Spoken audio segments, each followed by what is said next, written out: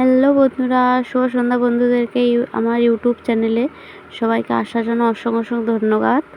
তোমাদেরকে আজ একটা বিশেষ কারণে তোমাদেরকে একটা ভিডিও করলাম, কারণ আমাদের জানো বাঙালিদের সেরা উৎসব হলো দুর্গাপুজো। আর বলতে বলতে দুর্গাপুজো চলে এলো, আমরা বুঝতে পারিনি। আজ মহাপঞ্চমীর দিন গেছিলাম মণ্ডপে, তো তোমাদেরকে আজকে সেটা শেয়ার করলাম। দেখো, এটা হলো আমাদের মন্দিরতলা বাজার। মন্দিরতলা ঠিক না, জোড়া মন্দির। সবই নবদুর্গা হয়েছে, তোমরা দেখতে দেখো। নবদুর্গা সাজে মায়ের এখনও নামকরণ করা হয়নি, যদিও আমি জানি না এটা কী ঠাকুর।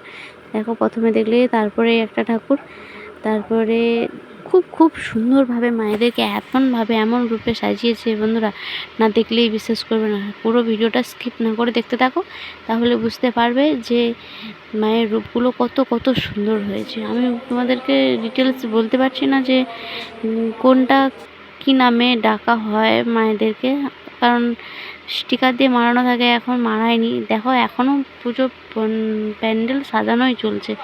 আর উপরে দেখো কত সুন্দরভাবে ঝুলিয়েছে ঝাড়াবাতি, আলো এমন সুন্দরভাবে সাজিয়েছে, কারণ এখনও পর্যন্ত পুজোর মণ্ডপ তারা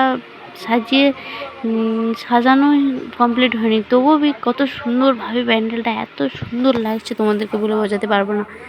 দেখো, এখন দেখলে ঠাকুর 6টা ঠাকুর দেখেছো, 7 নয়। এখন মেন দুর্গা ঠাকুরকে তোমাদেরকে দেখাচ্ছি।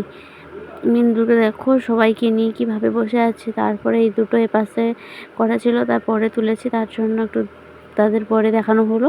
এই যে দেখো, আমি জানি না গো বন্ধুরা, অনেকেই ভাবছো বলতে পারছি না, ঠিক আছে ছাড়ো। দেখো চারিপাশে দোকানপাট কত সুন্দর বসে গেছে।